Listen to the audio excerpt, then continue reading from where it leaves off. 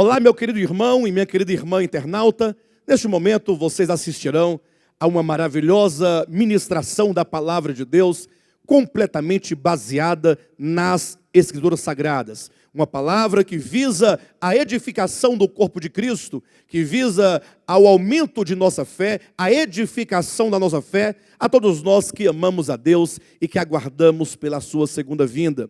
Você que deseja compreender da palavra de Deus, ser edificado, santificado, curado e liberto, neste momento pegue a Escritura em suas mãos, nos acompanhe nessa mensagem para a glória de Deus. Não se esqueça que no final você pode, inclusive, compartilhar com seus amigos essa mensagem, pode sinalizar com um joinha aqui embaixo do seu vídeo e mesmo tecer os seus comentários em nome de Jesus.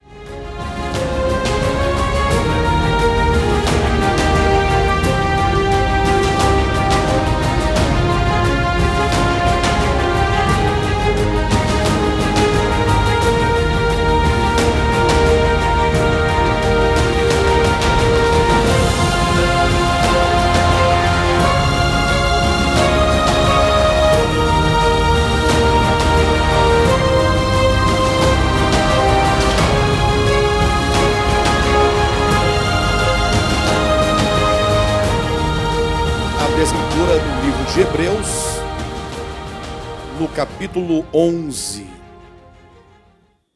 E eu vou ler com os irmãos do versículo 4 até o versículo 8. Pela fé, Abel ofereceu a Deus mais excelente sacrifício do que Caim, pelo qual obteve testemunho de ser justo, tendo a aprovação de Deus quanto às suas ofertas. Por meio dela também, mesmo depois de morto, ainda fala. Pela fé, Enoque foi trasladado para não ver a morte. Não foi achado porque Deus o trasladara. Pois antes de sua trasladação, obteve testemunho de haver agradado a Deus. Pela fé, ou de fato sem fé, é impossível agradar a Deus, porquanto é necessário que aquele que se aproxima de Deus creia que Ele existe e que se torna galardoador dos que o buscam.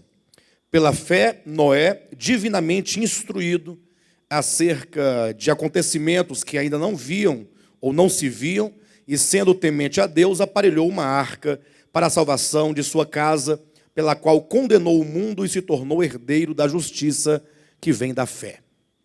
Pela fé, Abraão, quando chamado, obedeceu, a fim de ir para um lugar que deveria receber por herança, e partiu sem saber aonde ia. Até aí está bom na leitura. Talvez os irmãos possam ter estranhado o fragmento que nós lemos aqui, porque nós repetimos aqui o que já dissemos na semana passada acerca de Abel, aí lemos sobre Enoque, e então lemos sobre Noé, e aí apenas começamos no versículo 8 a ler sobre Abraão. Sobre Abraão vai até o versículo 19. Até o versículo 19. E nós lemos então somente até o versículo 8.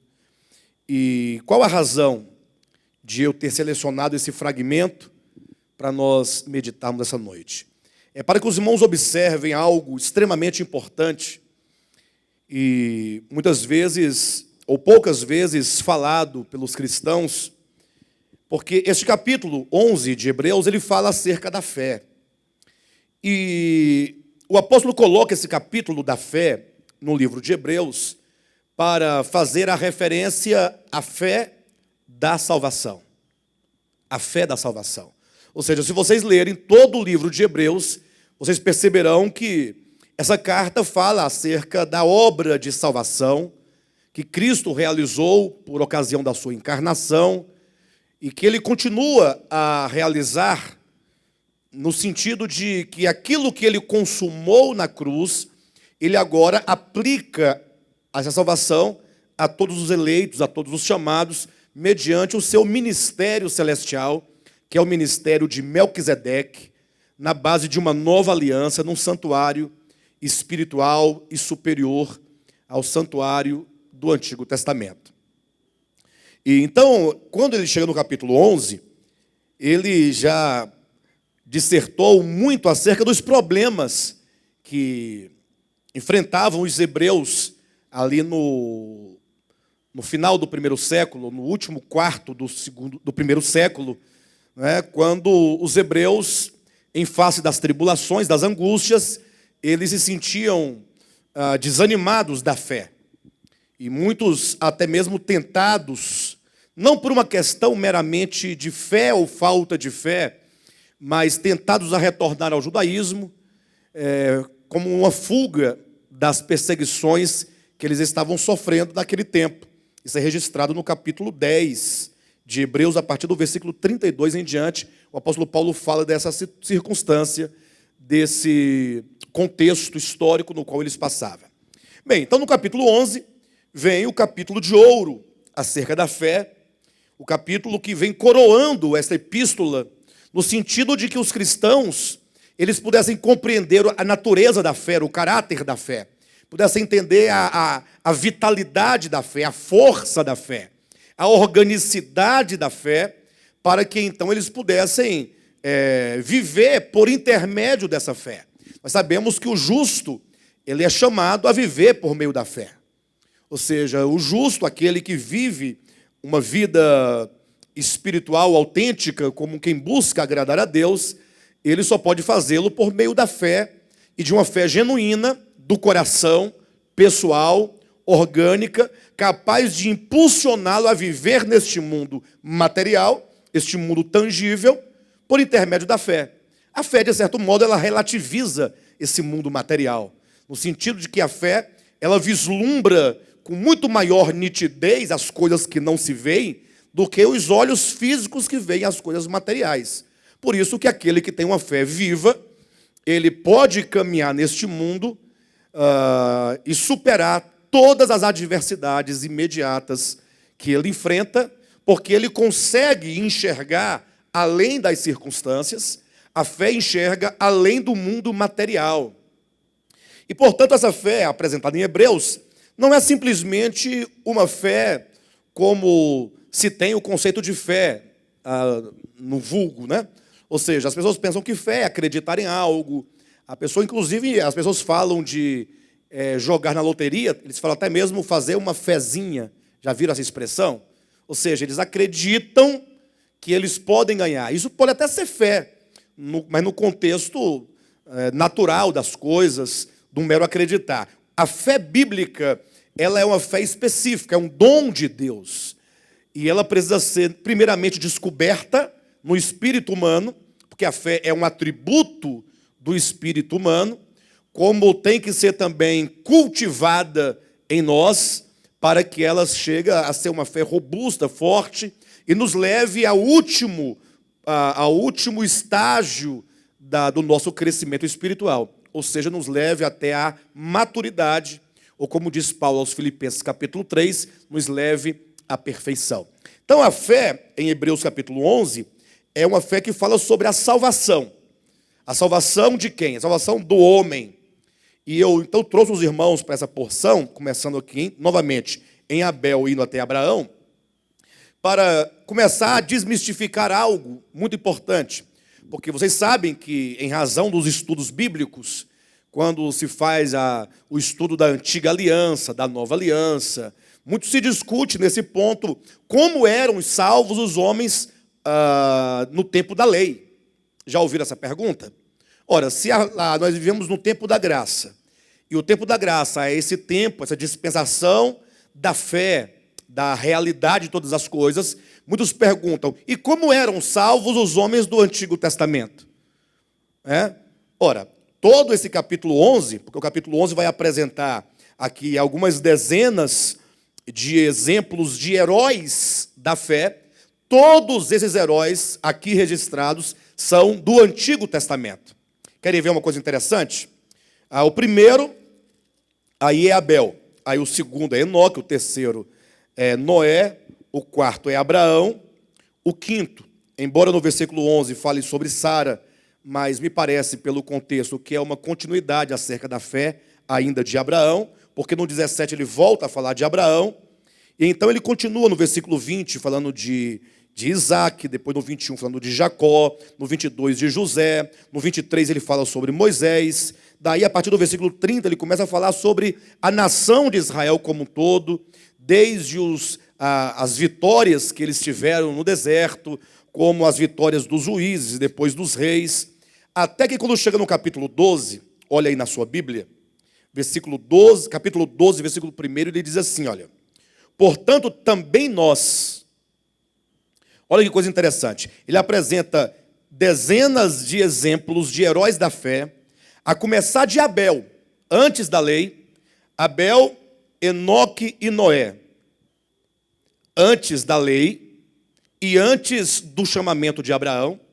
Aí ele continua com Abraão, indo até José, também um período antes da lei, embora um período dentro já da época do chamamento do povo de Israel.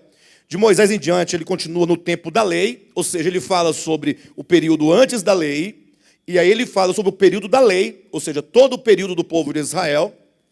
E aí ele diz no capítulo 12, versículo 1, portanto também nós, esse nós, portanto, aponta já para o período do Novo Testamento. Esse período da graça, esse período da fé, da realidade, da verdade e da realidade em Cristo Jesus. O que isso significa? Ora, ele vai falar sobre a fé e como essa fé, ela frutificou no coração de todos os homens, ou de todos os homens no sentido, tanto dos homens do princípio, antes da lei, como nos homens do período da lei, como nos homens do período depois da lei. Ou seja, a questão dispensacional, antes da lei, durante a lei, depois da lei, não implica absolutamente que a salvação em um desses períodos tenha sido por outra fonte, ou melhor, por outro meio, que não seja a fé em Jesus Cristo, ou a fé em Deus, de maneira bem particular.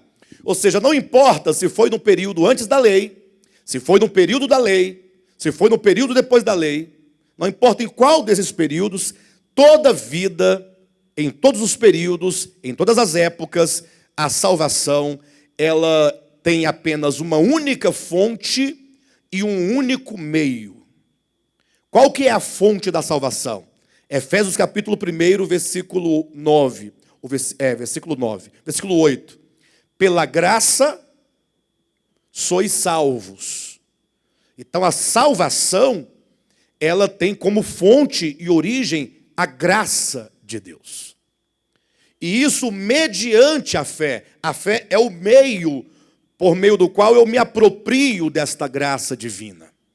Então a graça é a única fonte da salvação e a fé é um único meio de salvação.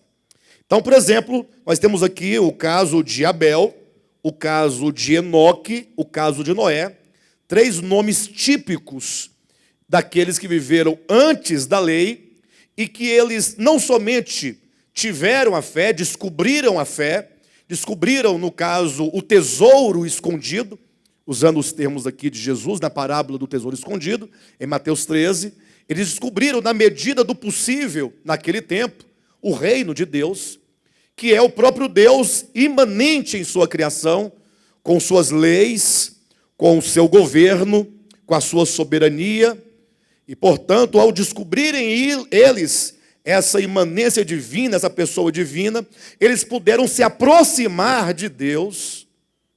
Está aqui no versículo 6, de fato, e esse aqui um desdobramento do que se diz acerca de Enoque, hein? De fato, sem fé é impossível agradar a Deus. O que significa que eles agradaram a Deus. Mas não tinha lei, mas não tinha a graça enquanto dispensações. Bem, a graça, enquanto graça divina, sempre houve. A Bíblia diz em 2 Timóteo, capítulo 1, versículo 9, que a graça de Deus nos foi dada desde os tempos da eternidade. Então a graça não é uma questão dispensacional. A graça, ela é eterna. Agora, é certo que, segundo as dispensações, nós vivemos no período em que essa graça se torna universalmente conhecida e pregada em razão da encarnação do Verbo no sentido histórico da coisa. Aí, quando o Evangelho é levado ao mundo e as fronteiras são rompidas, os apóstolos fazem esse papel, o Evangelho, então, ele começa a romper as barreiras do espaço. Mas em termos de graça de Deus, puramente, enquanto fonte de salvação, a graça é eterna. Então observam que, tratando-se aqui de Abel, de Enoque e Noé, esses três nomes antes de Abraão, e mesmo Abraão, até José, no versículo 22, que também viveram antes da lei. Eu estou separando esses dois grupos por uma razão que daqui a pouco direi aos irmãos, mas o fato é que Moisés só aparece no versículo 23.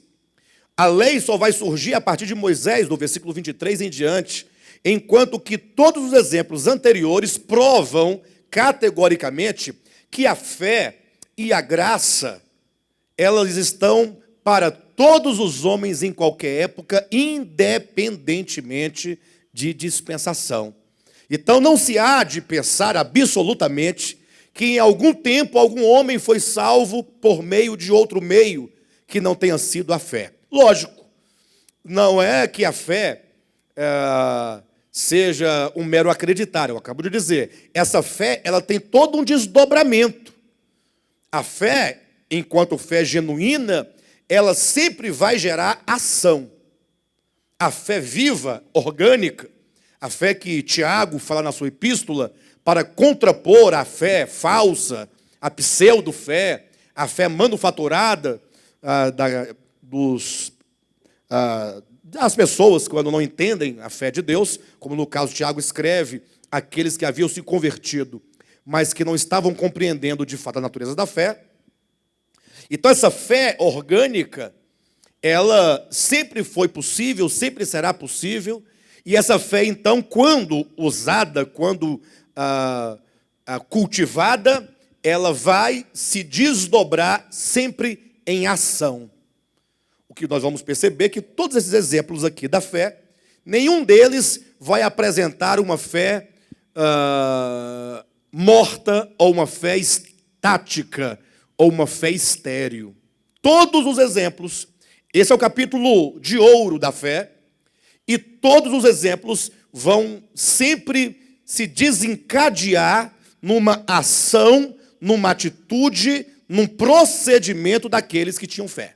Ou seja, aqueles que dizem ter fé e até se orgulham e se gabam de sua fé, mas têm um viver piedoso inoperante, ou têm uma vida piedosa meramente artificial, exterior, é certo que essas pessoas não compreenderam o verdadeiro sentido da fé e também talvez nunca tenham entendido o capítulo 11 de Hebreus. A minha insistência nisso é porque, como existe essa dicotomia fé e obras, não existe essa dicotomia fé e obras, e essa dicotomia fé e obras ela é muito pertinente quando se entende pelos escritos de Paulo que o judaísmo, eles que dicotomizaram a fé e as obras do ponto de vista de que a fé, para Paulo, é a fé no sacrifício de Cristo, é a fé na obra de Cristo, é a fé nos méritos de Cristo, mas isso não significa que seja uma fé inoperante. Ele quer dizer que essa fé, uma vez firmada no sólido fundamento do Evangelho, ela há de produzir o fruto ou os frutos do Evangelho.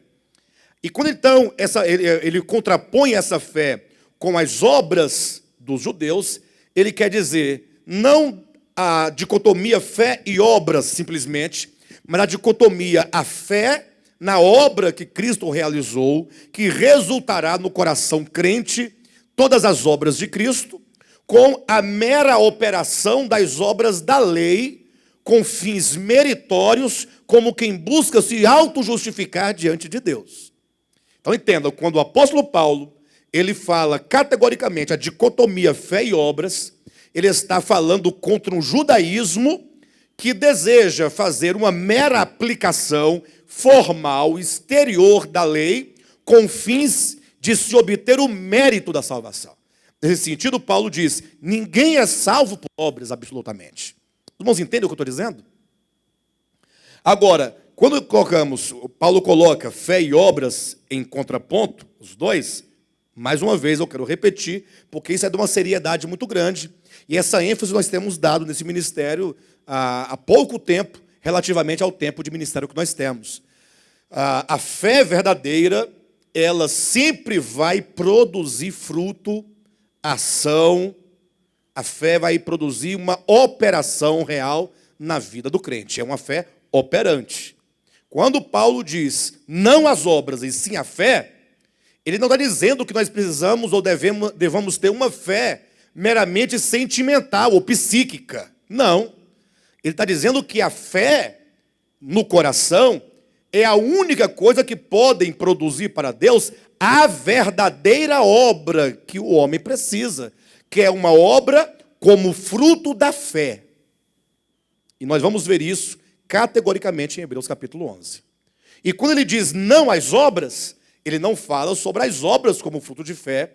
Paulo está falando das obras enquanto mero artifício humano, como quem procura cumprir a lei com o fim de adquirir mérito de salvação, sem a devida confiança em Deus e, sobretudo, na obra de Cristo Jesus a favor do homem. Que isso fique claro a todos os irmãos. Mas o fato é que a salvação, ela em todas as épocas ela foi pela fé, e sempre foi pela fé, a fé como meio, a graça enquanto fonte, e essa fé é uma fé viva, orgânica e operante, a fé do capítulo 11. Dito isso, eu quero então falar um pouco acerca de Abel, Enoque e Noé, como um bloco definido, específico, dentro de todos esses exemplos de fé aqui no capítulo 11. Eles têm uma importância tremenda, porque a partir de Abraão, versículo 8, no eixo do tempo e na economia de Deus ocorre uma mudança da perspectiva humana, ou Deus aplica um elemento de sua economia divina como um fator primordial. Veja, a partir de Abraão, vocês sabem que ele foi eleito por Deus, não? Eleito. Nós sabemos que Adão foi criado, caiu, aí foi gerando filhos, e isso foi até Noé, quando teve o dilúvio, aí houve a destruição em massa da humanidade, restando apenas Noé e seus filhos, que continuaram sobre a terra e vai até a Torre de Babel, quando ocorre então a grande rebelião em massa de todos os habitantes pós-diluvianos da terra. Com essa grande rebelião, ocorre que Deus então intervém na história e dentre toda aquela civilização daquele tempo, Deus escolhe a Abraão e diz: Abraão, vem para cá, sai da tua terra, da tua parentela, e eu estou te escolhendo, te elegendo, e por meio desta eleição em ti, ou para ti, eu estou predestinando a tua descendência a ser um povo particular meu. Ou seja, é em Abraão que surge então a ideia de eleição e de predestinação. Observa o que eu estou dizendo. Não estou falando para você que não havia pessoas predestinadas antes de Abraão. É porque em Abraão nós vamos encontrar a eleição e a predestinação de uma nação. Uma nação. Ou seja, é em Abraão que nós falamos assim: olha, Abraão, você vai agora ser separado e a tua descendência será um povo particular, um povo de propriedade exclusiva. Então a nação de Israel, ela é eleita e predestinada na pessoa de Abraão. E quando Deus elege, e aqui é importante ressaltar esse aspecto, Deus não está elegendo a nação de Israel para salvação, atenção, em detrimento aos não predestinados que estão fora da nação de Israel. E isso é tão evidente que o apóstolo Paulo vai usar o capítulo 9 inteiro de Romanos para dizer: observe, que ainda que o povo de Israel, conforme nós vamos encontrar em todo o Antigo Testamento, tenha sido uma nação eleita e predestinada, Paulo vai dizer: nem todos de Israel são predestinados ou eleitos para a salvação. Não parece uma contradição? A nação é eleita e predestinada. Agora Paulo diz que nem todos são eleitos para a salvação, ou para a filiação, ou para constituir o corpo de Cristo. Então é importante entender esse aspecto. A eleição de Israel no Antigo Testamento não visava nenhuma eleição para a salvação, para a filiação de modo específico, e nenhuma predestinação para a salvação eterna. A eleição da nação de Israel visava tão somente a eleição de uma nação do ponto de vista ministerial. É uma eleição ministerial, é uma eleição que gera uma incumbência e um serviço. Ou seja, Deus escolhe a nação de Israel para ela ser o oráculo de Deus para o mundo naquele tempo do Antigo Testamento. Ou seja, a nação de Israel deveria ser uma nação que funcionaria sobre a terra como um magnetismo de atração de todos os povos, para que os povos, por meio de Israel, pudessem compreender minimamente o plano de redenção de Deus para todos os homens. Tanto é que a nação de Israel falhou na sua incumbência. Os irmãos vão encontrar no Novo Testamento, por várias ocasiões, o próprio Cristo dizendo que eles falharam nessa missão. Nós vamos encontrar isso de maneira bem clara, embora de modo alegórico, na parábola ou no fato, alegoria do rico e do Lázaro, Lucas capítulo 16, versículo 19 em diante. Vocês conhecem aquela história que havia um homem rico, que ele estava todos os dias a uma mesa com muita riqueza, com muita fartura, vestido de púrpura, este homem, e ele se regalava a esta mesa abundantemente, enquanto à sua porta jazia um homem pobre, miserável, chamado Lázaro, cheio de úlceras, que desejava comer as migalhas de pão que caía da mesa, e não tinha. Vocês sabem dessa parábola, não sabem? Aí diz que o rico morreu, foi para o lugar de tormento, e o pobre Lázaro morreu e foi para o seio de Abraão. Olha que interessante, seio de Abraão. Não é seio de Adão, não é seio de Noé, não é seio de Enoque, não é seio de Moisés, é seio de Abraão. Porque Abraão é o germe da nação de Israel. É a semente, é a raiz da nação de Israel, como quem ali aponta para, no caso do homem rico, um símbolo do povo de Israel, da nação de Israel, e o pobre Lázaro como um símbolo dos gentios. Então, diante dessa figura, olhem para mim por gentileza. Se à porta do rico jaz um homem miserável, com fome, desejando comer das migalhas, e aqui dentro há um homem que se regala junto a uma mesa com tudo que há de melhor, de alimento, eu pergunto, o que pressupõe logo no início dessa parábola? Que, segundo a lei da mordomia cristã, ou da mordomia divina para todos os homens, em todos os tempos, de acordo com a lei da solidariedade que toda a criação possui, não é de se pensar que esse homem rico haveria ou deveria tomar aquele homem e suprir todas as suas necessidades ou não? Esse homem rico é um mordomo. Não é que Deus distribui muito para um e não dá nada para o outro. Esse aqui é o princípio da mordomia, que trata com o nosso ego. Por exemplo, nós vivemos hoje num tempo em que há uns que têm muitos, outros que têm muito pouco, outros que quase nada têm, outros que nada têm. Não tem essa questão? Tem, por fatores sociais, por fatores de estudos acadêmicos e outras coisas mais, e também em razão de muitos fatores que nós não podemos, muitas vezes, prever. Mas ocorre que esse desequilíbrio entre os seres humanos, entre nações, inclusive, existe, e Deus assim permite que as coisas sejam, para que o homem exercite a sua mordomia.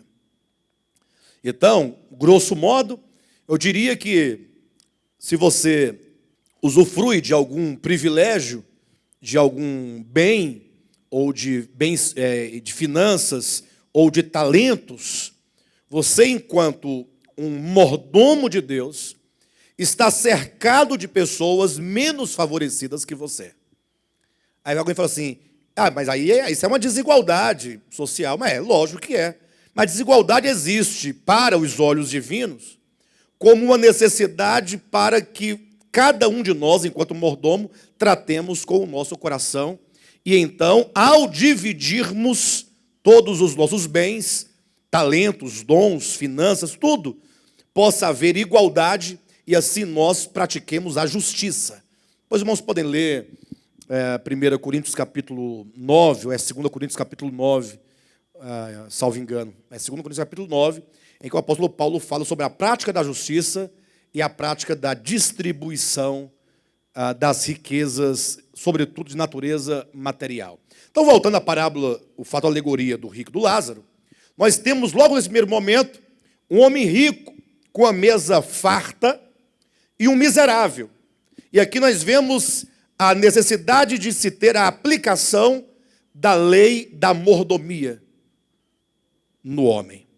Ou seja, este que representa os judeus, o homem rico, na sua tarefa, na sua missão, enquanto nação eleita e predestinada, ele deveria distribuir todo o rico alimento espiritual, ou todo o conhecimento espiritual, ou a revelação que eles obtiveram de Deus com as outras nações. E eles falharam. E aí vem Cristo dizendo a parábola, ou a alegoria do rico e do Lázaro, para dizer que esse homem rico não distribuiu. Ou seja, o povo de Israel falhou na sua missão de evangelizar o mundo antigo. Razão porque agora o pobre Lázaro, que representa os gentios, ele ao morrer ele vai para o seio de Abraão. Ou seja, ele vai para as riquezas, né, de Abraão, o chamado. Ele vai usufruir de toda a riqueza de que ele foi privado. Ao passo que aquele que tinha a mesa farta, agora ele será privado dessa riqueza, quando ele é lançado, então, no lugar de tormento, de acordo com o fato da alegoria. Há um outro texto também que mostra claramente como o povo de Israel falhou na sua missão de evangelizar o mundo. E alguém pode achar estranha essa expressão, o povo de Israel evangelizar o mundo. Parece que esse termo evangelizar seja próprio do Novo Testamento. Mas não se esqueça que em Gálatas 3, versículo 8, é dito que o evangelho foi pré-anunciado a Abraão. Ou seja, esse evangelho pré-anunciado quer dizer que eles tinham um evangelho em forma de um prenúncio do evangelho por se manifestar no tempo. Ou seja, ele tinha, o povo de Israel, a revelação de Deus, ainda que rudimentar, em sombras e figuras, mas tinha essa revelação possível, de acordo com as figuras que eles receberam lá do Antigo Testamento. Há um outro texto que diz que eles falharam em evangelizar o mundo, é quando o próprio Cristo diz, claramente, agora sem nenhuma parábola, ele fala, o reino de Deus será tirado de vocês e será dado então a um outro povo. Olha aqui, ó. Então, isso fica muito claro para nós, que quando Deus elege Abraão, e automaticamente ele está a eleger a nação de Israel em Abraão, esta eleição é uma eleição com fins de cumprir um papel de evangelização para as nações. Mas o povo de Israel fez exatamente o contrário. Tão logo se estabeleceram na boa terra e eles construíram o templo, com o tempo eles foram criando muros de divisão. Então eles colocaram, por exemplo, um muro que separava, construíram um átrio e colocaram o átrio das mulheres. E fizeram um muro, porque as mulheres não podiam ultrapassar aquele limite. Imagine.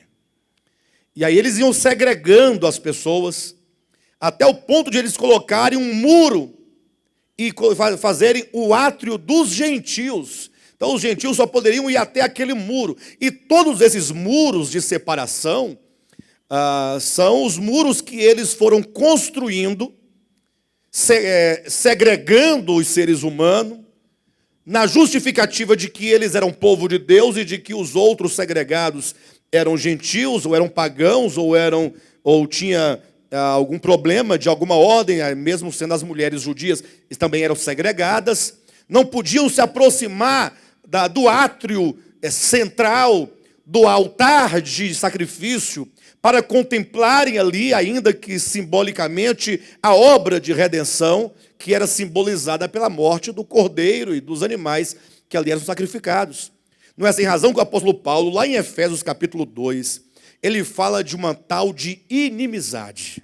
Lembram em Efésios capítulo 2, quando Paulo diz que Cristo aboliu na sua carne a lei dos mandamentos na forma de ordenanças, para que dos dois povos criasse em si mesmo um só povo, o novo homem. e desfizesse a parede de separação que estava no meio, isto é, a inimizade. Essa parede de separação, a inimizade, não foi colocada por Deus. Nós temos, portanto, dois pontos. Nós temos os mandamentos na forma de ordenanças e temos a parede de separação. Uma coisa não é a outra. A lei na forma de mandamento, que o povo de Israel tinha, visava, de modo geral, fazê-los conhecer o pecado. Isso deveria humilhá-los. Não está em Romanos capítulo 7? Que eles deveriam chegar a uma conclusão. Miserável homem que sou. Aquele homem do capítulo 7 de Romanos, quando chega no versículo 24, ele está totalmente quebrantado e humilhado e ciente de que ele é um pecador tanto quanto qualquer outro. E a despeito de ele ter a lei e o outro não ter, eles são iguais diante de Deus, porque em ambos os povos, judeus e gentios, os sem lei e os com lei, impera uma consciência tão caída chamada de a lei do pecado e da morte, que nivela todos os homens debaixo de uma mesma condenação. Então a lei tinha essa função de levar o povo de Israel a compreender a pecaminosidade humana, e eles chegaram à conclusão de que eles eram pecadores. E agora eles poderiam ensinar aos homens o que é o pecado e fazê-los aproximar juntamente com eles, junto ao altar de holocausto, para contemplarem ali a morte do Cordeiro, simbolicamente falando, e aprenderem acerca da obra de redenção por meio do Messias que haveria de vir. Mas não, eles se orgulharam da lei, portanto a lei não cumpre efetivamente o seu papel, do ponto de vista prático, porque eles acreditam que eles são guardadores da lei, eles pensam que eles são cumpridores da lei, por isso que eles chamavam todas as pessoas de os pecadores, mas ao referir-se a eles, eram os não pecadores. Interessante, né? Tanto, até mesmo nos Salmos, quando vocês leem os Salmos, vocês vão encontrar textos como assim, por exemplo: os pecadores não prevalecerão na congregação dos justos. Salvo engano, Salmo capítulo 1. Como assim? Quem são os justos, quem são os pecadores aqui? Como é um salmo do povo de Israel, então traz essa ideia de que eles eram o povo de Deus justo e que quem não fosse judeu era pecador. Então eles tomam a lei de uma maneira errada, como quem pega uma serpente pela cabeça, e então, ao fazer deste modo, eles acabam, a lei não cumpre efetivamente o seu papel, tanto é que eles não reconheceram-se pecadores quando veio Cristo. Antes acharam que Cristo era o pecador, mataram o pecador e ficaram os justos enquanto povo de Deus. Olha a inversão da coisa. Então eles têm a lei agora, ao invés de tê-la como instrumento de quebrantamento e de revelação de quem é o homem, eles tinham a lei como instrumento de orgulho, de presunção acerca deles. E por causa disso, eles criaram a parede de separação. Isto é, eles criaram inimizade entre eles e os povos. Então, nesse sentido, o povo de Israel não cumpre o seu papel de evangelizador. Por isso que vem Cristo, tira deles esse status de nação eleita para esse fim e estabelece um outro povo. Agora vem a igreja, também formada de eleitos. Todos esses eleitos agora para a filiação, eleitos para constituir o corpo de Cristo, eleitos para formar um homem só com Cristo, e uma eleição que também os elege ou os separa para cumprirem a obra de desenvolver o sacerdócio que o povo de Israel não exerceu. Por isso que o povo de Israel era a nação de sacerdotes, pelo menos no objetivo inicial, e agora a igreja é um reino de sacerdotes. E Pedro vai dizer claramente: a fim de proclamardes as virtudes daquele que vos tirou das trevas para a sua maravilhosa luz. Ou seja, a igreja é o conjunto de pessoas eleitas e predestinadas para formarem e constituírem um só corpo com Cristo, para fazerem parte desse supremo propósito de Deus, para fazerem parte do próprio Cristo, membros do corpo de Cristo, com o fim também de evangelizar o mundo, como tinha o povo de Israel, um só corpo com Abraão, para evangelizar o mundo. Os irmãos entendem isso? Sim ou não? Então, com essa colocação, nós fazemos a seguinte distinção. Aqui em Hebreus 11 nós vamos ver aqueles homens, ou os homens que são salvos antes da lei, durante a lei e depois da lei, não importa. Quanto à salvação eterna, não há de se distinguir absolutamente nenhuma dispensação. A dispensação, ou as dispensações, elas não são cabíveis quando se olha para a Escritura com um olhar como quem quer entender a salvação eterna de Deus. Por que não há distinção de dispensação desse ponto de vista da salvação das pessoas? Ora, porque não importa se foi antes da lei, durante a lei ou depois da lei, quando os homens são salvos em qualquer época, só podem ser salvos pela graça de Deus.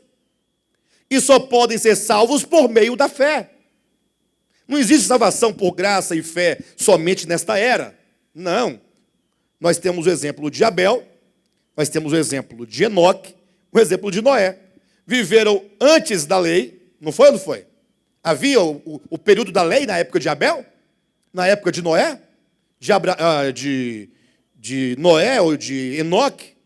E mesmo no tempo de Abraão, mas não havia. E como é que esses homens foram salvos? Ora, foram salvos pela graça, só a salvação pela graça. E qual foi o meio de que eles se utilizaram para se apropriar dessa graça? Hebreus capítulo 11. Pela fé Abel, pela fé Noé, pela fé Enoque. Ou pela fé Abel, pela fé Enoque, pela fé Noé. E segue-se pela fé Abraão, pela fé Isaque, pela fé Jacó, pela fé José, pela fé Moisés. O próprio Moisés foi pela fé. E pela fé a nação de Israel.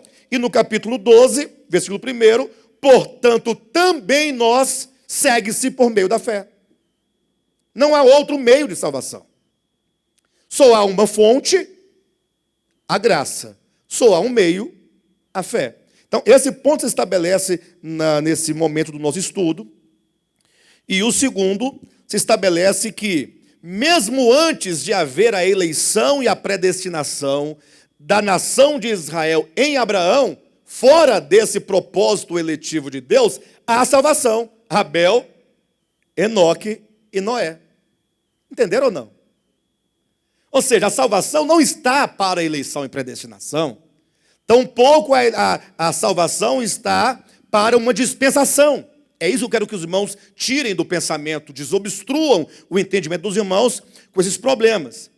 Eu não estou negando as dispensações, tampouco negando a presença na Escritura e na história da eleição e predestinação divina. Eu estou apenas corrigindo, colocando-os, cada um no seu devido lugar. A eleição e predestinação, quanto à nação de Israel, com uma função meramente de separar um povo para cumprir um ministério, um sacerdócio, um papel evangelizador do mundo ou para o mundo.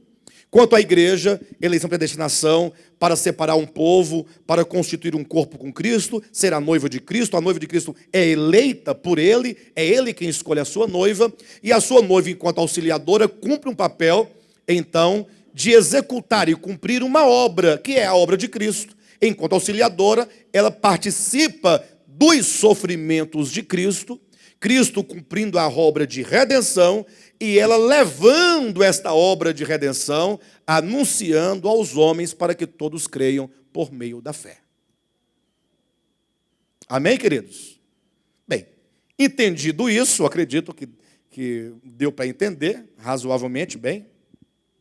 Nós temos aqui, então, Abel, que apresenta aqui de maneira mais pragmática o objeto da nossa fé, levando em consideração que o objeto da nossa fé, conforme nós dissemos há 2 semanas, é o próprio Deus, ou seja, a fé, ela tem como objeto principal o próprio Deus. O Deus transcendente, o Deus imanente, o Deus transcendente que não se pode ser visto, nem hoje, nem nunca, o Deus invisível, conforme diz Colossenses capítulo 1, versículo 13, o Deus que não pode ser visto por homem algum, conforme 1 Timóteo capítulo 6, versículo 16. Esse Deus que se apresenta de maneira imanente em toda a criação, E Paulo diz isso com todas as letras, quando diz: o Deus eterno, ele pode ser conhecido pelo homem mediante a sua manifestação nas coisas por ele criadas. Se é nas coisas, Deus está imanente nessa criação. E aí ele passa até mesmo a apresentar o que de Deus se pode conhecer, o seu eterno poder, os seus atributos invisíveis, até a sua própria divindade. Então, este é o objeto da nossa fé. E permita-me falar algo aos irmãos, sem ofensa a nenhum de vocês, nem a nenhum cristão, absolutamente. Mas o fato é que Cristo, o Filho de Deus, o Logos de Deus, e há de se lembrar que o Cristo de Deus, ele não veio de nenhuma, ele não tem origem em nenhuma nação de maneira específica, e não é propriedade de nenhum povo, de nenhuma cultura, de nenhuma nação, haja vista que, embora os cristãos falam, ou entendem que ele veio por meio do povo de Israel, mas o povo de Israel foi o meio da sua encarnação. Quando João quer falar sobre o Logos de Deus, ele começa dizendo que o Cristo de Deus, o Logos, o Verbo, que era Deus e que é criador de todas as coisas, que é a própria vida e é a luz dos homens, ele entrou no mundo que era seu e veio para os seus. Os seus não é o povo de Israel, absolutamente. Se alguém entende que os seus ali se refere ao povo de Israel, você vai ter que entender que o Logos, que é Deus, que é a vida, que é a luz dos homens, ele é descendente de Israel. Tem como? Tem como o Logos, o Criador de tudo, aquele que antes de haver qualquer coisa criada, ele era e estava com o Pai, estava ao lado do Pai, e era Deus, e era a sabedoria do próprio Deus? Como é que ele pode ser descendente de uma nação? Não tem sentido isso. É o mesmo erro que os católicos cometem ao dizer que Maria é mãe de Deus. Como é que Maria pode ser mãe de Deus? Não, é porque ela gerou a humanidade para o Cristo habitar. E esta humanidade, que tem o sangue de Maria, que procede da humanidade de Maria, é temporal e é homem. Homem que, com a ressurreição, foi unida eternamente à divindade do Cristo de Deus, mas não se pode dizer que Maria tenha gerado o próprio Deus. É um erro. Não é sem razão que o próprio Cristo discutiu esses méritos com seus discípulos e também com os saduceus e com os fariseus, quando ele pergunta em dois momentos distintos no seu ministério ao que eles diziam acerca do Cristo de Deus, de quem ele era filho. Aí os judeus disseram que o Messias, o Cristo de Deus, é filho de Davi. Aí Jesus fala, mas como pode ser filho de Davi, se Davi, ao se dirigir a ele, lhe chama de Senhor? Pode, porventura, o pai chamar o filho de Senhor? Não está invertido? Ou seja, quando os judeus disseram que o Cristo era filho de Davi, Cristo não aceitou, falou, não, está errado. A resposta está errada. O Cristo não pode ser filho de Davi, porque se ele é filho de Davi, como é que ele é senhor de Davi? Não tem sentido.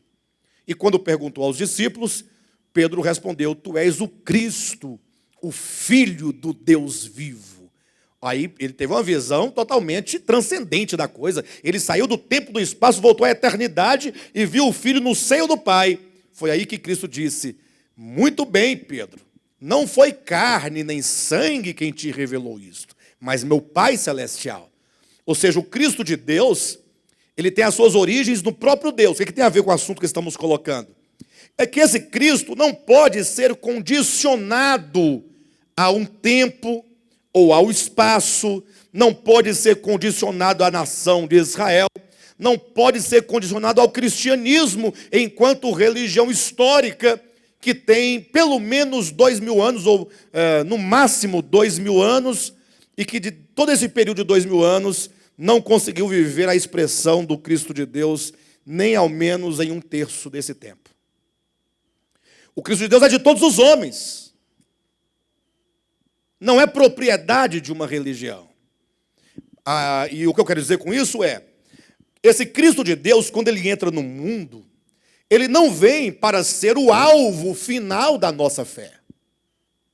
Eu falei para ninguém espantar e para ninguém ficar com medo de mim e nem achar que eu estou afrontando alguém. Pastor, Cristo não é o alvo final da nossa fé? Não. Onde diz isso na Bíblia? Em toda ela. Vou citar alguns exemplos. Tampouco o Espírito Santo é o alvo final da nossa fé. Qual é o grande erro do movimento pentecostal e neopentecostal e o grande erro dos movimentos carismáticos?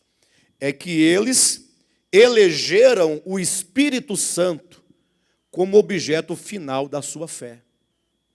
Ou seja, todas as pessoas envolvidas nessa teoria, nesse entendimento, desse movimento do Espírito Santo, eles têm como plenitude da sua experiência com Deus, a experiência com a pessoa do Espírito Santo com seus dons. Tanto é que uma pessoa, quando alcança tais dons, ela é vista como alguém cheia de Deus. E alguém que, sendo cristã, tendo uma boa conduta, uma boa comunhão com Deus, mas se não recebeu os tais dons, essa pessoa é fria, é vazia, não foi batizada com o Espírito Santo, não recebeu a segunda bênção, que é a mais importante. Certo? Então, esse é um grande erro. Mas para dizer claramente que Cristo não é o alvo final da nossa fé, o Cristo histórico, eu quero dizer para os irmãos que o próprio Cristo ensina, em capítulo 17 de João, dizendo o seguinte, que ele veio para fazer a vontade do Pai. Que ele veio para falar as palavras do Pai. Diz que ele veio para tornar conhecido o Pai. Olha só. E ele diz então que ele veio glorificar o Pai. Não é isso? E então o apóstolo Paulo vai dizer em outro lugar que Cristo é o mediador entre Deus e os homens. Qual é, pois, o alvo final da nossa fé? É o Pai. Cristo veio para nos levar de volta ao nosso alvo. Ele diz, olha, eu sou o caminho, mas o lugar para o qual eu quero levar vocês por este caminho que sou eu, é o Pai. Eu vou levá-los ao Pai. Enquanto o caminho eu sou mediador. Eu sou intermediário. Vocês são o alvo da redenção e o Pai é o alvo para onde vocês serão plenamente redimidos e estarão de volta à fonte da existência de vocês. Pastor, com isso eu tenho medo dessas coisas. Ouvi recentemente algumas pessoas comentando e me chamou muita atenção, sabe? Tal comentário, porque é quando a gente ouve os comentários é que a gente consegue aferir a proporção do significado do ministério e, sobretudo, da aceitabilidade, o quanto, não somente a aceitabilidade, mas uma aceitabilidade em razão do quanto se compreende. Se pouco se compreende, aceita-se pouco. Algumas pessoas levantando a questão de alguns comentários que eu faço eventualmente, por exemplo, quando eu afirmo que Deus não existe, né? Que Deus é. Na verdade, isso é um elevar a Deus a um patamar maravilhoso, grandioso, porque eu estou tirando ele do meio comum das existências e dando a ele o único lugar, o único que não existe, mas o único que é em si mesmo. É o único que não procedeu de nada, porque ele é em si mesmo por toda a eternidade. E quando todas as existências acabarem, ele continuará a ser sempre o que ele é e sempre foi, sem nenhuma variação de mudança. Não é? Isso é santificar a Deus. As pessoas perguntam diante disso, mas pastor, o que nós vamos ganhar com isso? Digamos, né? É necessário mesmo essas explicações? Eu mesmo me recuso a falar isso para alguém. Deus não existe. O que a pessoa vai pensar, por exemplo? Não é? Vão achar que nós somos ateus, né? Se bem que, não sei se vocês já viram alguma coisa sobre esse sentido, mas não existe ateus fora do cristianismo, né? Ou seja, todo o ateísmo ele está dentro do cristianismo ou ele existe como uma refutação ao cristianismo. Todos os ateus da história, eles ou foram cristãos e se ateizaram com o passar do tempo, ou ao se depararem com o cristianismo, negaram o Deus do cristianismo e, portanto, são ateus em relação ao cristianismo. Como nós somos ateus em relação a qualquer religião cujo Deus nós não cremos. Ué, se nós não cremos no Deus da religião tal, digamos, porque nos parece muito estranho, eles não vão nos chamar de quê? Vocês são ateus, vocês não creem em Deus. Não é assim? Enfim, mas é muito relevante essas coisas. E agora alguém poderia questionar, por que eu tenho que dizer que Cristo não é o final da nossa fé? Pastor, suprime isso aí, ainda que não seja, não precisa dizer. Não, tem essas coisas. Ora, mas nós não vamos dizer as verdades por qual motivo? Será por que a vida cristã de um grande número de pessoas, na sua maioria esmagadora, é uma vida fraca, frágil? Exatamente porque não compreendem as verdades fundamentais do Evangelho. Para eles, se eles disserem que acreditam em Jesus Cristo, levantou a mão, entrou na água, comeu um pedacinho de pão, tomou um pouquinho de vinho, estão salvos. E não se vê salvação. Eu sei que eu também, minha vida está bem atribulada, como a de vocês, é vida atribulada, problema para cá, problema para lá. Mas a salvação se manifesta e deve se manifestar em todos nós que cremos de fato, ainda que seja, como diz a Escritura, que a luz do justo vai brilhando como a aurora e vai se tornando o dia perfeito, devagarzinho, ponto a ponto, dia a dia, de fé em fé, de glória em glória, mas há de ter algum efeito. Do contrário, não haveria nenhum sentido. Então, as verdades do Evangelho nos levam a termos um caminho reto e sabermos como caminhar, para onde estamos indo e qual é o final da nossa fé. Tem muita gente que pensa que o alvo da sua fé é ele ser salvo do inferno. Se eu escapar do inferno, concluir a minha vida, eu alcancei a perfeição. Gente, para de bobagem. Olha que coisa interessante. João fala assim acerca de Deus. Deus é amor. Não tem definição mais simples e mais profunda do que esta. Deus é amor. Bem, se Deus é amor, aí vem Cristo em Mateus capítulo 5 e vai dizer, olha, vocês devem ser perfeitos como é o vosso Pai Celeste. Ele é o modelo.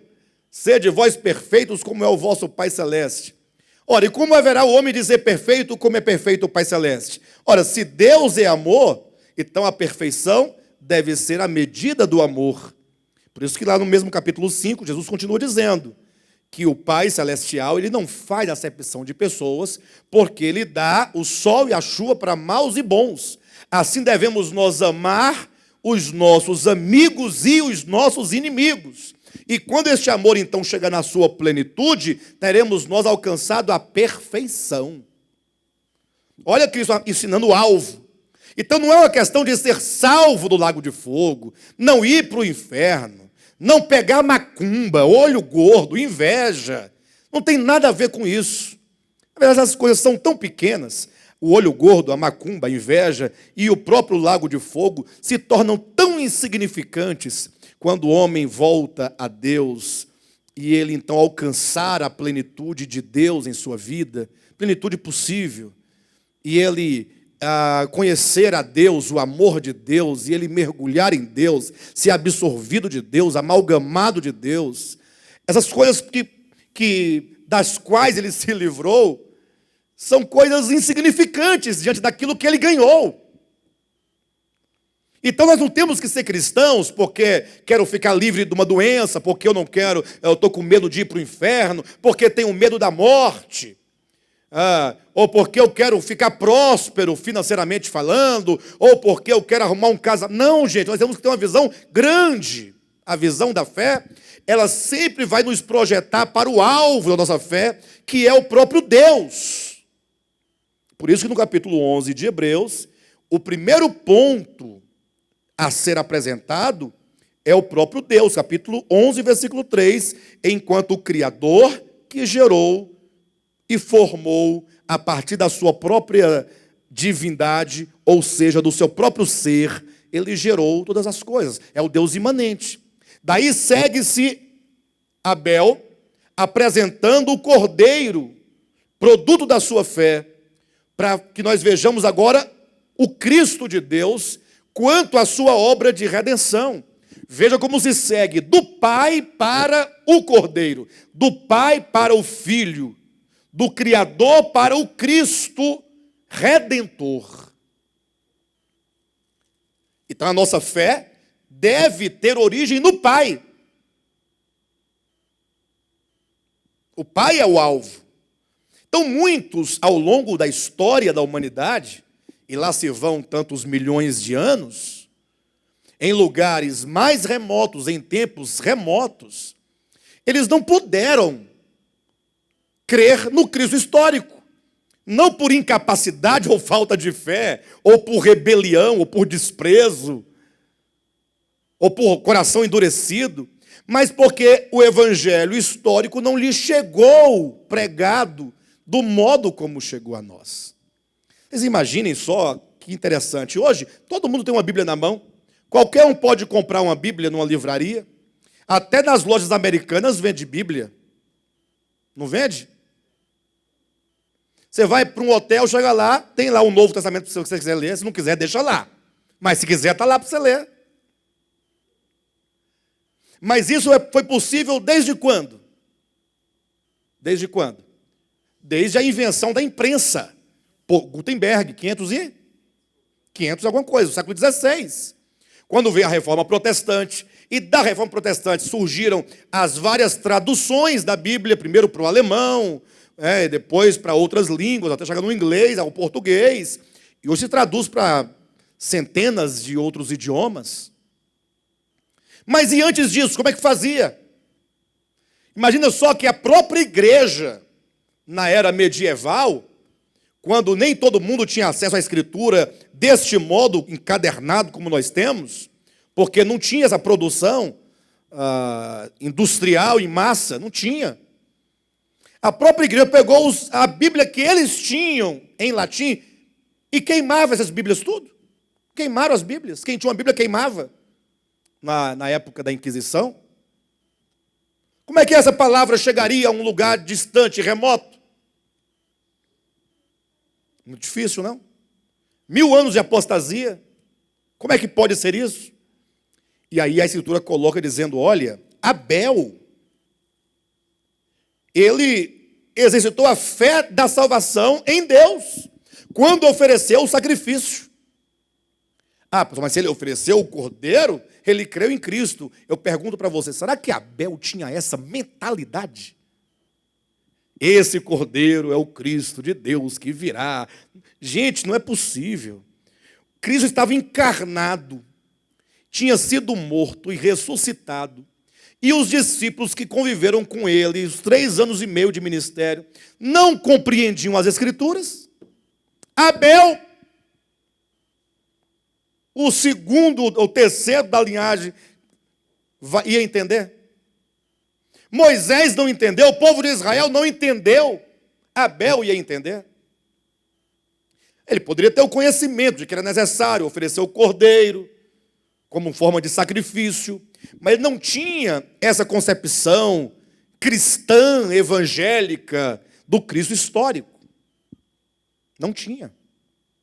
Mas está aqui alguém que exercitou a fé no Criador e ofereceu um sacrifício, ainda que ele não tivesse a compreensão que nós temos, mas ele obedeceu e ele, movido pela fé, ele entregou aquilo que tinha que ser entregue. E em seguida nós temos então Enoque. Enoque andou com Deus. E aí começam algumas dificuldades. Como é que Enoque poderia andar com Deus? Leia comigo versículos 5 e 6. Pela fé, Enoque foi trasladado para não ver a morte. Não foi achado porque Deus o trasladara. Pois antes da sua trasladação, obteve testemunho de haver agradado a Deus. De fato, sem fé é impossível agradar a Deus, porquanto é necessário que aquele que se aproxima de Deus creia que Ele existe e se torna galardoador dos que o buscam. Então nós temos aqui algumas informações. Enoque se aproximou de Deus. Primeiro ponto. Enoque agradou a Deus. Ele se aproximou de Deus, ele agradou a Deus, e conforme Gênesis 5:24, Enoque andou com Deus. Quando eu era criança, eu ficava pensando, esse caso de Enoque, a gente já tinha aprendido na escola dominical, Cordeirinhos de Cristo, uma canção que dizia: Enoque andou com Deus, e Deus para si tomou, por isso eu quero andar, igual Enoque andou. Então, aí a professora contava a historinha de Enoque andou com Deus, e eu ficava pensando, Enoque andando com Deus. Andando com Deus. Aí quando eu fiquei um pouco mais jovem, já era pregador, inclusive, eu ouvi uma pessoa fazendo uma pregação que na época eu achei belíssima e até interessante, como ele colocou, falando sobre Enoque, né? Os irmãos todos atentos, e ele era um bom orador. E ele dizia: olha, queridos, imaginem vocês que Enoque acordava de manhã bem cedo, e lá estava Deus. Ele falava: Deus, hoje eu quero andar contigo. Para onde eu for, eu quero que tu vais comigo, não me deixe, eu quero estar contigo todo momento. Aí Enoque tomava café e Deus tomava café com Enoque. Aí Enoque saía de casa e Deus saía com Enoque. Aí Enoque ia trabalhar e lá estava Deus trabalhando com Enoque. Aí ele ia fazendo toda aquela descrição, aquela narrativa, para empolgar os irmãos, passando pelo horário do almoço, pelo descanso da tarde, a retomada do trabalho, ao anoitecer, lá voltava Enoque, Deus voltava com ele para casa. Aí os irmãos vão se envolvendo na história, né? E aí um dia Enoque saiu para passear. E Enoque andou nesse dia, andou. E ele andou tanto, mas tanto com Deus nesse passeio, que quando Enoque queria voltar, Deus falou assim para ele: Enoque, hoje você está mais perto da minha casa do que o da sua. Vamos comigo. Aí o povo vai ao delírio, né? Aí foi o momento que Deus arrebatou e levou Enoque para a casa dele, no caso, para o céu. Sim, mãe, muito bem colocado, é empolgante, é legal, é interessante.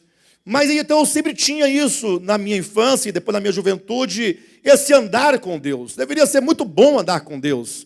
Puxa vida, às vezes eu ando com um amigo, com um colega, com uma pessoa que eu gosto, é tão bom andar com aquela pessoa, imagina andar com Deus. Que maravilha. Mas aí é preciso que nós amadureçamos um pouco o pensamento, entendamos outras verdades, para entender que esse aproximar-se de Deus e esse andar com Deus de modo a agradá-lo, ele está, mesmo quando nós estamos estaticamente em um lugar. Andar não implica aqui movimento, não é ir ao trabalho, eu vou com Deus, eu volto do trabalho, eu volto com Deus, eu vou à igreja me encontrar com Deus. Não tem nada disso. Esse andar com Deus é um viver diário, constante, a partir de uma consciência que reconhece Deus como fonte e origem de todas as coisas, e um coração que confia e descansa nesse Deus, sabendo que Deus é o supridor, é o provedor, é o guardador de toda a nossa existência. E somente quando o homem tem tal coração, tal consciência, tal entendimento, e procede em harmonia com esse Deus que habita nele, é que então este homem pode dizer que ele agrada a Deus. E nisso se vê uma nítida diferença entre o que é ser um cristão meramente nominal, porque cumpriu os regulamentos de ingresso ou de iniciação naquela fé por meio do aceitar a Jesus, numa escola de batismo, do batismo e do culto de doutrina, para uma vida de fato e de verdade conectado com esse Deus imanente e presente na nossa vida, onde quer que nós estejamos. E não podendo Deus se ausentar da sua criação, se ausentar de nós, pode o homem, na sua mente, no seu coração e na sua consciência, viver numa ilusão de viver por si mesmo, de ser ele a sua própria força, de ser ele a sua própria capacidade, de ser ele o seu próprio provedor, de prover para si a sua subsistência, a sua segurança. E quando o homem tem tal coração, como era o coração de Caim, este homem no seu coração está longe de Deus. A distância ou a aproximação não se dá em termos geográficos, nem em termos ritualísticos. Se dá na mudança de mente, na mudança de coração. Moisés, ao escrever o Gênesis, demonstra isso claramente. Quando ele apresenta ali as duas linhagens, né, de Adão, ele vai construir a genealogia de Caim e a genealogia de Sete. E aí cada uma delas representa um tipo de comportamento face a Deus, frente a Deus. Cada uma dessas linhagens representa um tipo de reação e atitude diante do eterno. No caso de Caim, representa a linhagem daqueles que saíram ou retiraram-se da presença de Deus, olha, e foram habitar numa terra distante. Esses porque tiveram tal procedimento de se afastarem de Deus, repito, não em termos geográficos ou de rituais, mas em termos do coração, que é o homem maldito de Jeremias 17, versículos 5 e 6, maldito o homem que confia no homem, que faz o seu braço mortal a sua força, né? Ele será como um arbusto seco no deserto, que habita em terra salgada, inóspita e deserta, que não verá quando vir o bem. É esse homem, é esse coração, é essa atitude, é essa consciência iludida, caída, que ignora a vida de Deus, vive para si mesmo. Ela é essa que se afasta, se retira da presença de Deus, a linhagem de Caim. E porque essa humanidade, essa civilização sem Deus, ela vive por meio de si mesma, ela tem que se tornar provedora de tudo de que ela precisa. Razão porque a descendência de Caim começou a fabricar tendas, a criar gado, fabricar instrumentos cortantes, inventou a música. Ou seja, é registrado nessa genealogia que são esses que vivem sem Deus, como se Deus não houvesse, como se eles fossem deuses ou senhores de si mesmo. Eles precisam de uma grande indústria e de uma grande produção, porque eles não entendem que isto provém de Deus. Por isso que lá em Mateus capítulo 6, Jesus fala, não vos preocupeis com o que haveis de comer, ou de beber, ou de vestir, porque o Pai Celestial sabe do que vocês precisam, e Ele cuida e supre cada um de vocês. E essas coisas, quem buscam são os gentios. Olha aí. Então nós não temos que trabalhar, porque se nós trabalharmos, somos gentios? Não, é uma atitude de coração. Você tem que conferir a Deus todas as coisas. Se você trabalha, a força é dele, a capacidade é dele, a inteligência é dele, então você faz do seu trabalho um louvor para a glória de Deus. É isso. Ao passo que a linhagem de Sete, que é a linhagem, como diz em Gênesis capítulo 4, versículo 26, daqueles que invocam o nome do Senhor. Olha, eles invocam. Jeremias 17, 6 ou 7. Bem-aventurado o homem que confia no Senhor e cuja esperança é o Senhor. Não está lá? Este homem, que é aquele que Mateus capítulo 6, ele não se preocupa com o que haverá de comer ou de vestir ou de beber no dia seguinte. É aquele que busca em primeiro lugar o reino dos céus, sabendo que as outras coisas são acrescentadas. Ora, se são acrescentadas, elas vêm sem esforço, porque ele busca o reino de Deus, a linhagem de Sete. E nessa linhagem é dito que eles apenas viviam e geravam, viviam e geravam, viviam e geravam. É esse entendimento. Então Enoque, ele andou com Deus nesse sentido. Enoque, ele conheceu a Deus no seu tempo, quando não havia ainda Gênesis, nem Êxodo, nem Levítico, nem Números, nem Deuteronômio, nem Josué, nem Juízes, nem Rute, nem Samuel, nem Reis, nem Crônicas, aí eu vou até Apocalipse. Não havia Antigo Testamento, nem Novo Testamento. Não havia lei e profetas, não havia Atos, Epístolas, Apocalipse. Não havia evangelho histórico, não havia o povo de Israel, não havia o templo, não havia as ofertas do modo como Deus deu para Moisés, com todos aqueles rituais. Não havia nada disso, havia apenas o conhecimento possível de Deus por tradição oral e a intuição, sobretudo, a intuição no espírito humano, que ativou a fé no espírito humano de Enoque, e o fez caminhar à luz da sua consciência iluminada, que é o próprio Cristo, o Logos, que o fazia conhecer a Deus na medida do que era possível naquele tempo.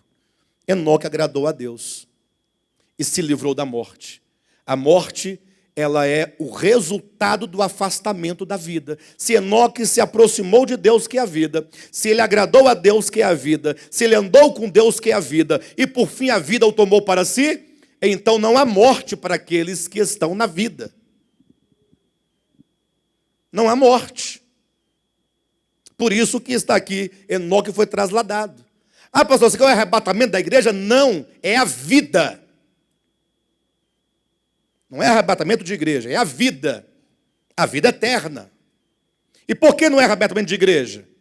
Ora, porque aqui a ênfase aqui é que ele se livrou da morte. E quem será livre da morte? Somente os arrebatados? Os que morreram não vão também? E os que não forem arrebatados, como são os que são vencedores, não se livrarão da morte também? E as nações restauradas, lá em Apocalipse capítulo 21, também não se livrarão da morte sem serem arrebatados? A questão é, Enoque aproximou-se de Deus, que era a vida, agradou a Deus, que é a vida, andou com Deus, que é a vida, e a vida o absorveu de vida. E para esses não há morte. E então nós temos Noé, versículo 7.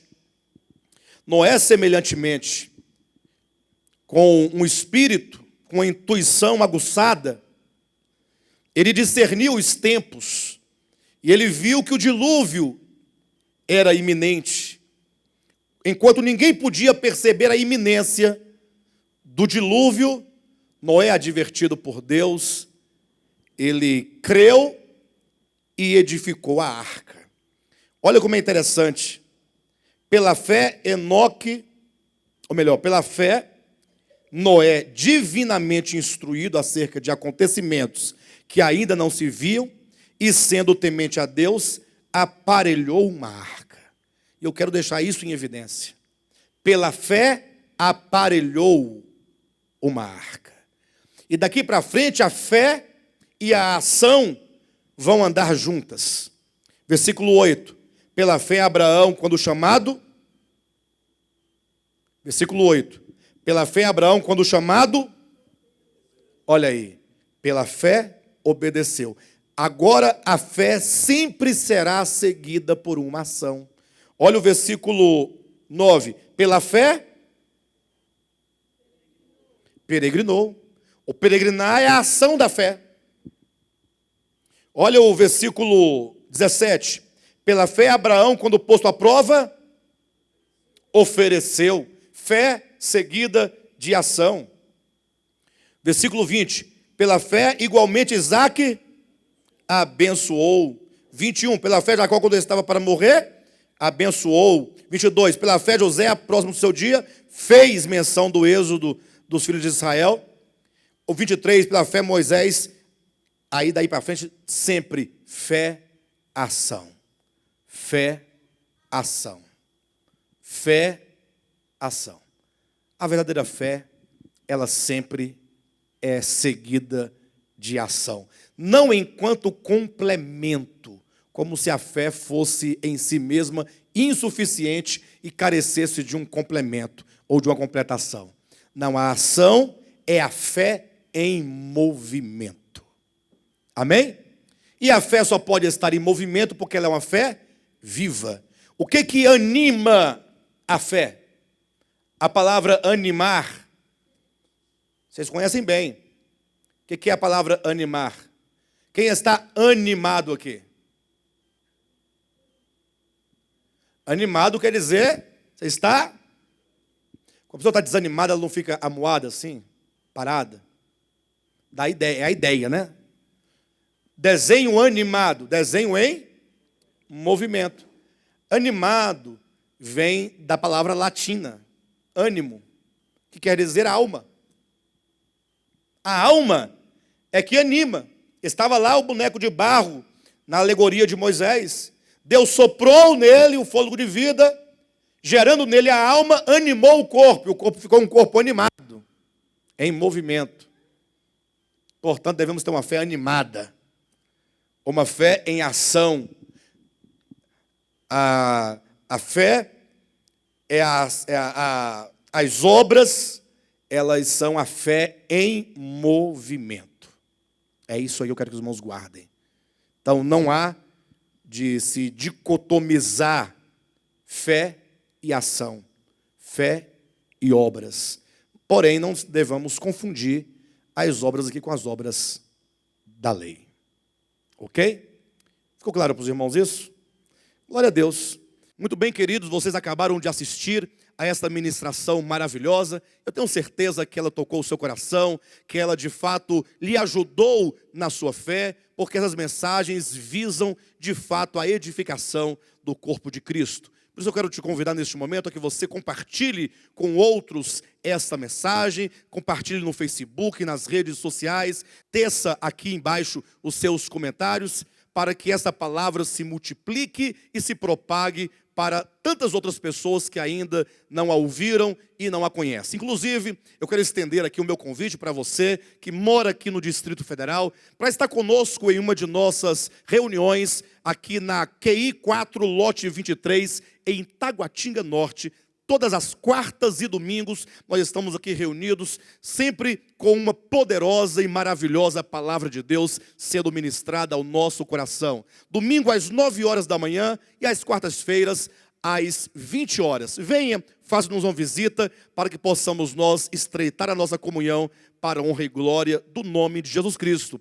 Há também a nossa igreja em Guarulhos, São Paulo, a nossa igreja em Planaltina, Distrito Federal, e também a nossa igreja em Goiânia. Consultando o nosso site, devoltapalavra.com, vocês terão acesso aos endereços, aos dias de cultos e mesmo os contatos com os respectivos pastores para a glória de Deus. Vamos juntos lutar pela fé cristã, pela fé do Evangelho, para a glória de Deus. Amém.